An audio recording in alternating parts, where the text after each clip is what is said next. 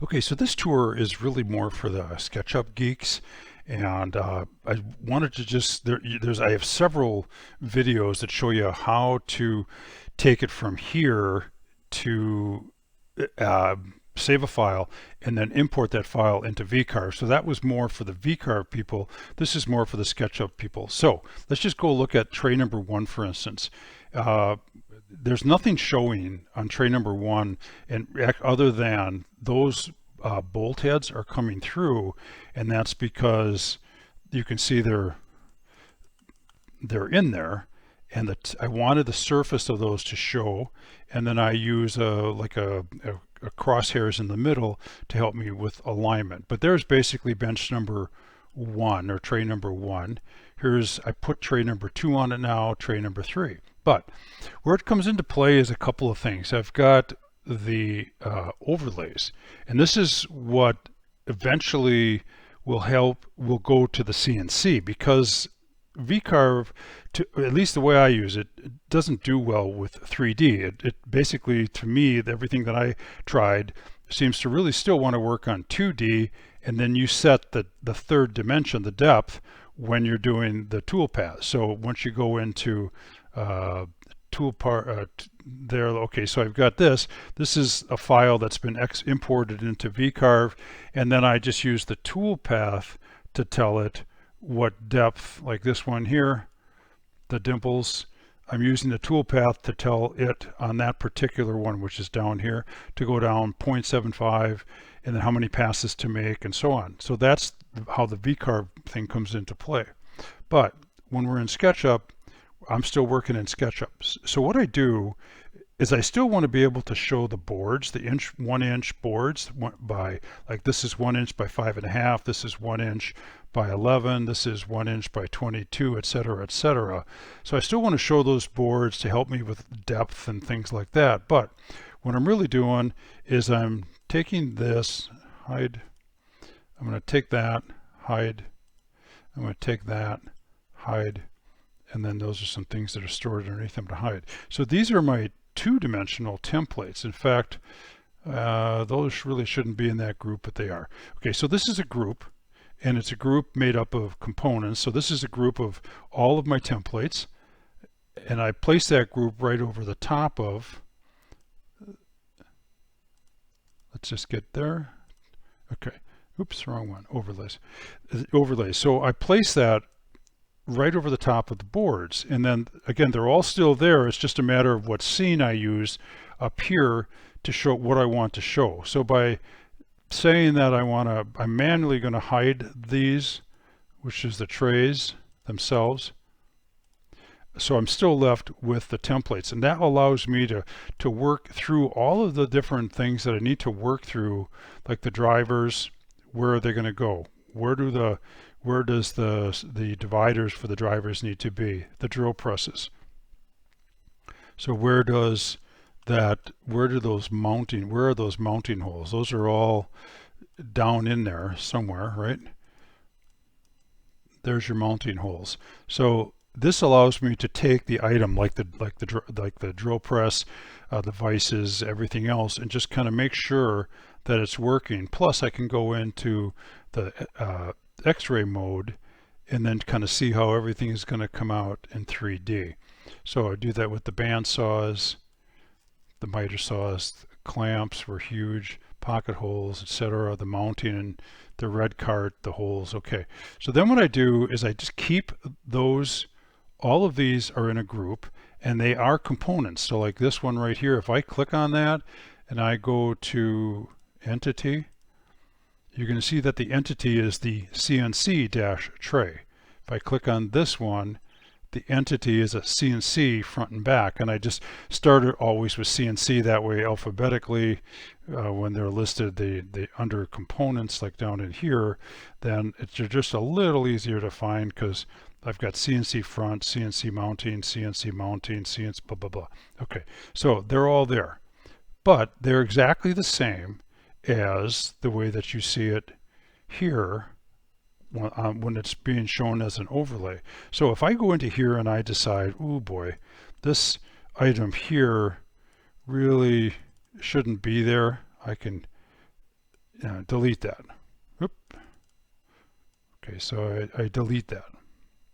Well, if I go over to my CNC, see it's gone now. If I go to my CNC, because it was a component, any change I made to one instance of that component is going to make the same change to the other. So that's gone now. And that's why I do it this way. Now I'm going to do a Control Z, Control Z, Control Z to get that back. Okay, so I got that back because I didn't want to destroy that.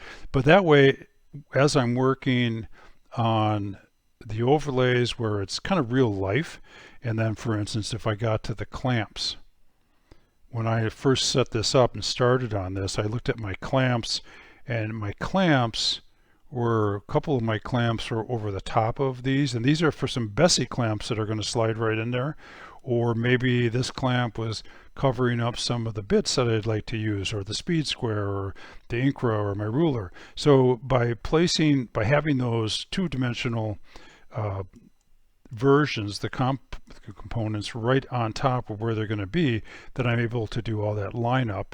And then as I make the changes here, so if I decided to move something over, like I did with that there, I can hide that, for instance. I could make my move to this by moving it over. So let's say I moved it over like that. Then I can edit, unhide last, and I see my clamp, and I'm still in good shape. Okay, so I'm going to Control Z out of there again. I want to get that back. I don't want to ruin my drawings.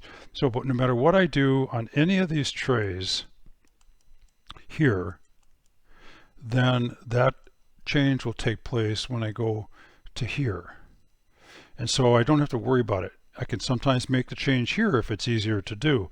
Sometimes it's just cleaner to go down and make the adjustment here where I don't have a bunch of stuff in the way. Any way I do it, it's going to make the change in both locations. Now the reason this one's a different color is that's a template. This one's a template. But here's my tray one, my tray one. This is the front and the back. This is the tray two. This is tray three.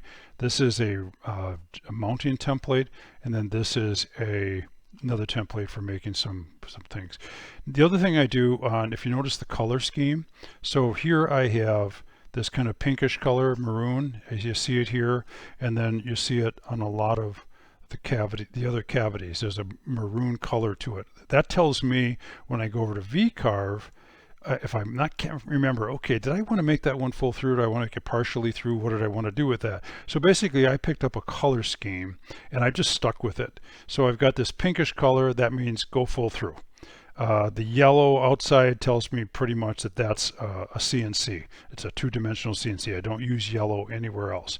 And then if you look closely at these holes right here, these are 1/4 inch holes. They're full through because they're that. But when I get into here, like these holes, these are for bits that are 1/4 inch bits. So if I drill that full through, then I put a 1/4 inch bit, a 1/4 inch hex bit. A 1/4 inch hex bit is actually a little bit larger than a 1/4 inch. It won't go through a 1/4 inch hole. It's called a 1/4 inch hex, or a 1/4 inch, yeah, a 1/4 inch, for a 1/4 inch driver or an impact driver is the most common use on those. Well, that'll fit in there, but it won't go through a 1/4 inch hole.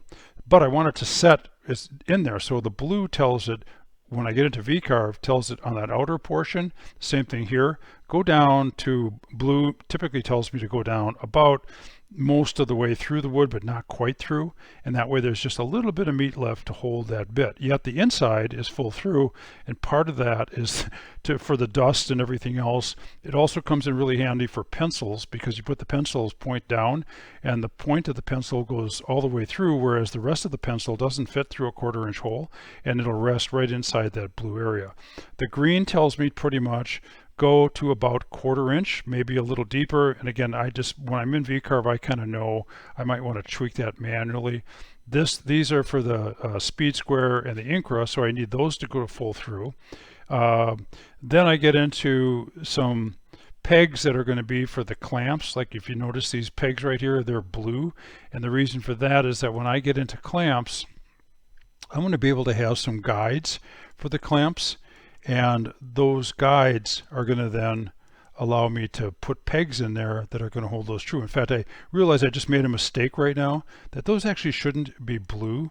Those two outer ones, those should actually be red. So for instance, if you'll notice that they're blue right now, and I go over to my CNC, I zoom in on those. And again, here's an example of how it comes in. It's easier to work in here because I don't have all the clamps and everything that are in the way. And I'm just going to double click on that. I'm going to go to those holes, and I want all those holes to be that kind of pinkish color. So I'm going to go to my materials. I'm going to select that particular color, and then I'm just going to click on each one of those. I put it on pause while I did a couple of them, but now you can see they're all on the back side, they're all full through. And the reason for that is that those are going to be U-bolts that hold those clamps in, but the front is actually just going to be pegs because they're going to be guides. And that's why I want, for instance, those two different depths.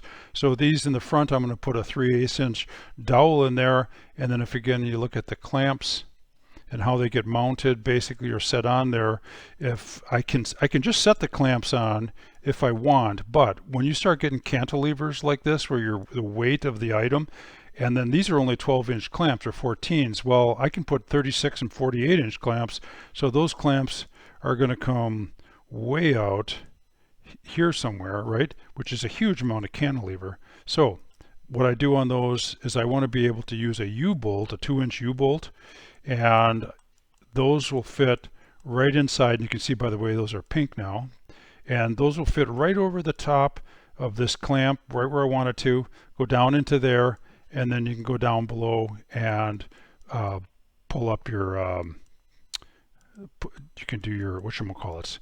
In fact, I think I just made another mistake. How about that? So this is, again, you're kind of seeing this action in action. The U-bolts actually are going to be right here, because let's just take a look at this. This is I'm going to go into the X-ray mode, and if I were to try to put a U-bolt in there, it's not going to work because it's going to hit the back, which is solid, right?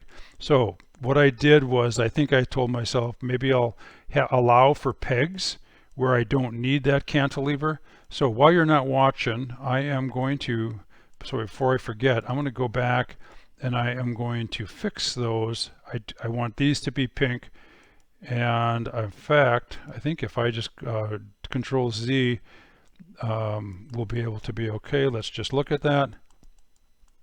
Okay, I've got a good view of it.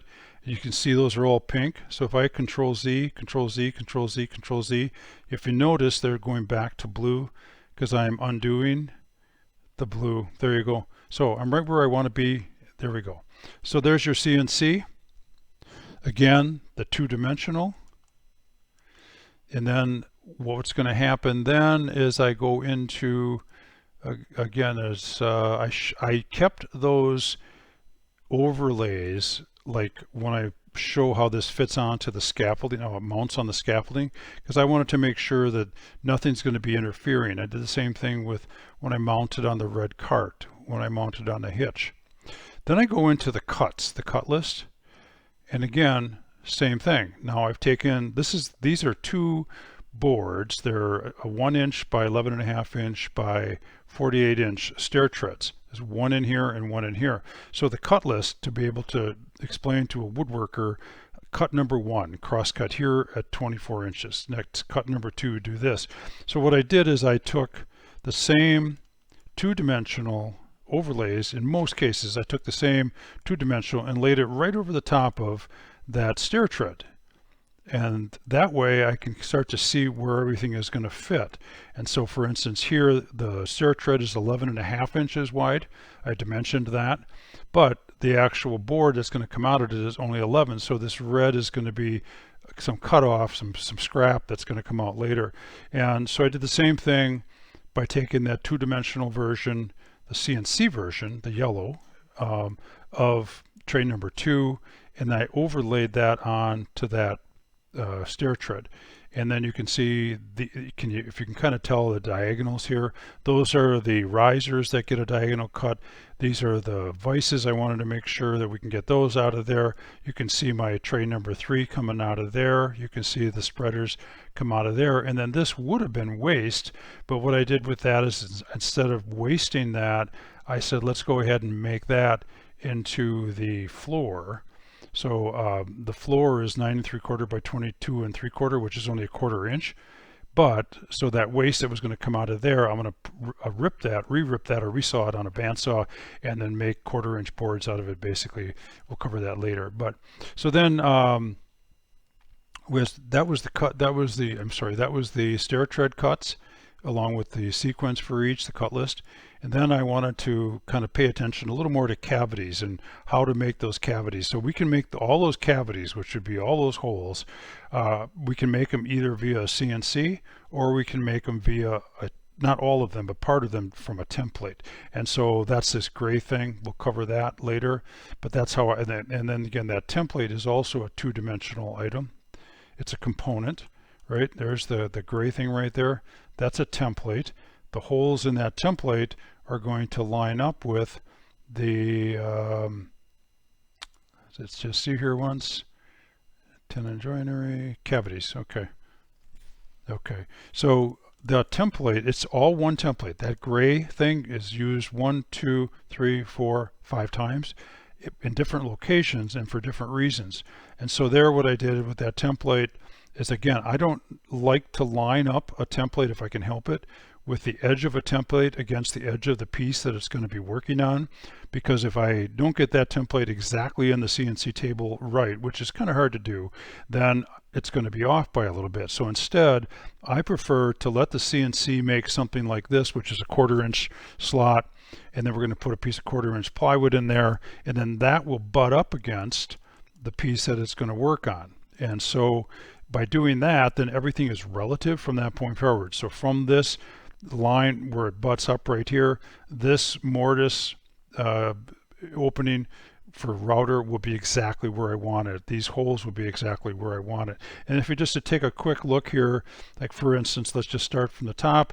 The gray piece again is the template that's going to be used for marking. It's going to be used for routering, because there is a router slot in there, but it's going to be used once here, and that'll allow us to put in to use a router to create these 2 ovals. It'll also give us some locations to punch for some joinery screws. Then we take that same template, we flip it 180, we put it on this side, and then it'll make some of our holes down here for joinery. Now, again, but it's flush on the end, because the template is 24 inches, and then the piece is 24 inches. But now we get down to here, where the piece is only 22 inches. And the reason for that is I want to be able to tuck that piece under tray 1 when it's not in use. There's a cavity down below there that we can store stuff in for transport. But because the piece is 22 inches and the template is 24, then what I do is I put in a 3/8 hole there, a 3/8, 3/8, 3/8, and then all we need to do, we still have this blue, which is the plywood, that'll butt up to this edge, but then this and this will get a 3/8 inch dowel that'll go through, and then those will catch on the edge of that piece, and then we have perfect alignment, and it basically holds it pretty much in place. We're probably going to put a clamp on there if we're routering. We don't even need a clamp if we're just punching the holes. Then now we look at tray number 3, same thing. Now remember, here are the 2 holes that we used previously on that other board on tray 2, but for tray 3, which is even narrower yet, I have another set of 2 holes. They line there. In fact, the jig is upside down, or the other way around, because here's my blue butt edge, but that's going to be right over the top of, let's go ahead and hide that for a second. It's going to be right over the top of this mortise that we want for joinery. So that will be able to take this template, put it on the top of there, and use a router to make that mortise. Plus this board, some of the other ones, have mortises on both the top and the bottom, so we can't even get at the bottom with the CNC other than by doing a flip. And that's why the template will come in handy. Even if we're using CNC, we're still going to use the template for some other stuff. And then now we get down, this is one of the few instances where I line up the template with the board itself. That's because the template is 24 by 5.5, The board is 24 by 5.5, and I just didn't want to make a wider template because I tend to work around 5.5s and 11s and some denominations there that just seem to work. So that's how those the routering templates will fit on there. And then here I get into some drawings. Again, you can see how I'm now saying this is how this whole thing gets assembled. So I did a 3D, and then people that are into SketchUp or SketchUp Viewer are going to be doing what I'm doing right now. They can take and they can 3D it around. They can see, okay, this is the floor, there's my dados, these are the GRKs that he's talking about, and okay, I can see how that goes together. And then they can look underneath and see that slot there.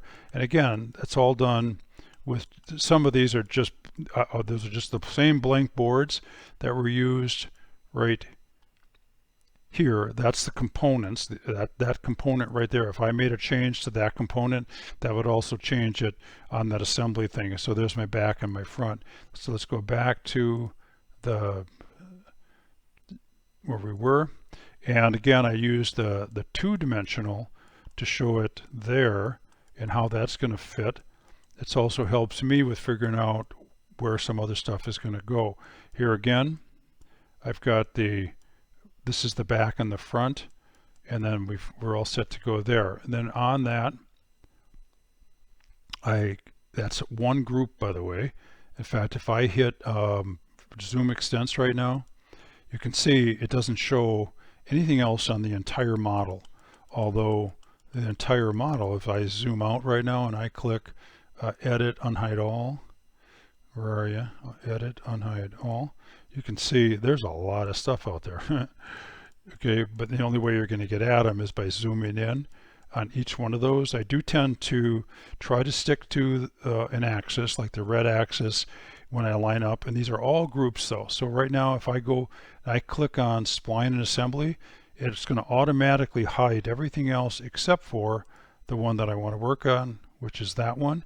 The same holds true. As soon as I click on tenon mounting, it's going to hide the one I just had open, that group, and then I'm going to have only this one group, which is the tenon mounting group. And again, it's all still buried on that same axis there, but everything's hidden. So then here's a tenon mounting. Again, I'm using the 2D version of a template to just show how it's going to go. That way, again, as I tweaked where it's going to sit, where these things are going to be on the side, as I made those changes, it went ahead and it made it to the same component, which is right here, because they are the same component. And when you change one component, it changes all instances of it. So I have that tenon mounting. There I use just a kind of a, not a sacrificial, but basically just a generic version of a 1x3 board. Here I use the actual riser, which is the diagonal one, to show how that goes on there. And then I do a listing of a sequence. This is, to me, really, really important. If you look at the sequencing here, so it basically points to something and says, okay, I need 2 of these, the material should be hardwood, and here's the sequence. Number 1, cut and rip to dimensions shown.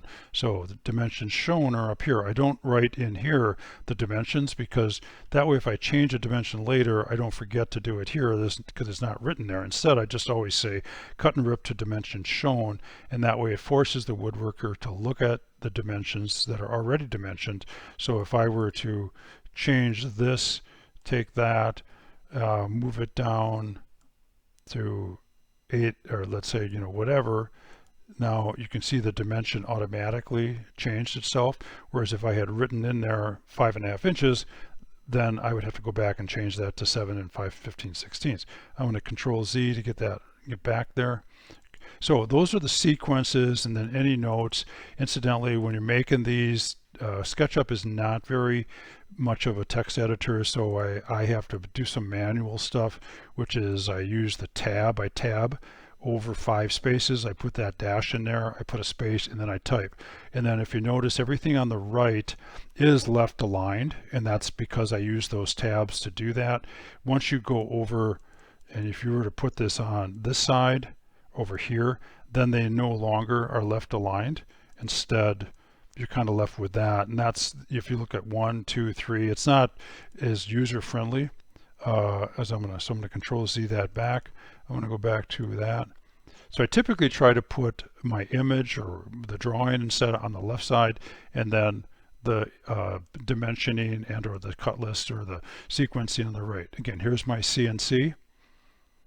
And then the last bigger one is the index. This was tough because there was so much stuff. I have 3 boards, I have all this stuff going to them, and you can see that there's an arrow, there's a dimension to each one. Again, this is all a group. If you look at that, everything lit up to blue when I did that, and that's because it's all a group. And that way, again, I can go ahead and I can hide that, and when I do all the other stuff, so it's not going to show up. So you always have to remember, if you do it this way, is it's a group, right? You got to double click somewhere to get in there, and then you can individually change. You can see this is blue, so if I want to take that and I want to move that up a little bit, I can. And as long as I started my arrow on that circle, it's going to stay, it's going to basically stick to it. If I didn't start it there, if I just stuck it in the middle, it wouldn't stick to that if I moved that. Like if I move that hole, if I go in here right now, and I move that hole over, you can see the dimension is going with it. So I'm going to Control Z that to get back. Again, I don't want to ruin my drawing. But that's how I was able to squeeze everything on there. Now, that might be a little tough for somebody to see, but if I encourage people to use SketchUp or SketchUp Viewer. If they're not SketchUppers, if they use SketchUp Viewer, they can pull this same drawing up. Well, then they can zoom and get a better look at what it is that they want to see. They can see exactly that this is the digital caliper that it's pointing to. This is the felt tip pen that it's pointing to, etc., etc. And again, if they get lost, especially if they're not SketchUppers, I just tell them, okay, just go back up here and click on the tab, and it'll send it right back to where you wanted. And then I also, when we get into SketchUp Viewer and everything else, I'll cover that separately because that's more of a non-geek person. But I do suggest that they learn how to use X-ray, because then that allows the X-ray, orbit, zoom, and pan. Those, to me, those are the ones that people really need to learn if you want to be able to really take advantage of SketchUp or SketchUp Viewer. So, and then I took everything. Again, there's everything. It's all there. It's all in the same. It's all mounted right on that same bench. So this version of the bench right here is exactly that one. And if I were to right now click Edit, Unhide All, you can see that's exactly where it is. Nothing's moved. In fact, if you look down the line, you can see that these are all those other groups back in here, all along that red axis. Each of those is a group. So I have a group there that's I think that's whatever that was. I have a group there that's the templates. I have a group there that does something like, whatever. But they're all there. It's just that they're all hidden whenever you click on anything else, like splines and assembly. It hid all that stuff, everything. So, and then I do have a tray 4 coming up. That's going to be probably on another build.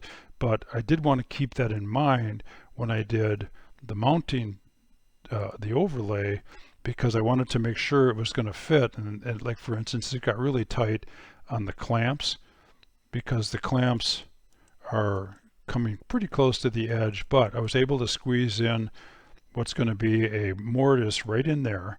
And then that one is for tray 4, which will come up in the future. And at the same time, I already have it on the CNC. You can see right there the mortise there, and there's a mortise there. So they're not being used on this version, but they will be used later, and I want to make sure I covered those. So that's again how more of a geek's version of how I do the templates, the layouts, the using 2D, 3D at the same time, and then I go into the CNC, and I have several videos on how to take it from here. So which is to go into this group, click, shift click, shift click, shift click, shift click, and then on somewhere hide all those. So I'm left with only this, and then I do a file, save as, It's going to save. I can name it whatever I want. I'll just go ahead and do a new name. My naming nomenclature, by the way, is like this project is 104. It just helps me remember the project. It's a name of a MikroBench. And then by using this format that I have right here, this has really worked well because it constantly keeps it, like when you look at date or type and everything else, you can order them that way. But if you really want to look at your last version, just look at what I've got here. I've got all these different versions done on different dates. I have February 3rd, February 4th, but by using this, they're always going to be in alphabetical order for this particular one. So as long as I leave the 104-MikroBench exactly the same, and then I use this, which is 22, which is the year, dash 02, which is the month, February, dash 05, which is the date. And by using zeros first, that way once you get above 10, you're not going to have a reversal there. So I always do it, use a 2-digit right away, 2-digit 22, 2-digit 02.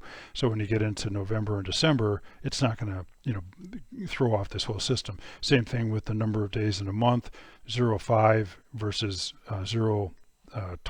versus 25. And then the same thing here. This is the version. So as I'm going on during the day and I'm working on it, and just in case I have to go back to a previous version, I just up it by 1. So I just went from 03 to 04. It doesn't make any difference. I have so much room on my hard drive. I'm not concerned about this. At some point, I'll just delete a whole bunch of them and call it a day. But as long as I do that save, then we're good to go. And the only other thing I didn't do is you have to be careful of this if you're going into VCarve, and I cover this in the VCarve section. But when you do your save as, my version of VCarve does not accept SketchUp 2020, and I don't think it accepted 2019. So I kind of went down and I found that the sweet spot was if I save it as SketchUp version 2017 from 2017, and I use that, you can see it down here as my save. It's already been saved. Do I want to replace it? Yes. Okay, that way when I go to VCarve, it will open that file. Anything else, it'll just reject it and say it doesn't work. So there you go. I can click on CNC right now, it'll bring all those back. And there you are with the MikroBench and a kind of a little bit of a Geek's version of how I kind of manage that whole process.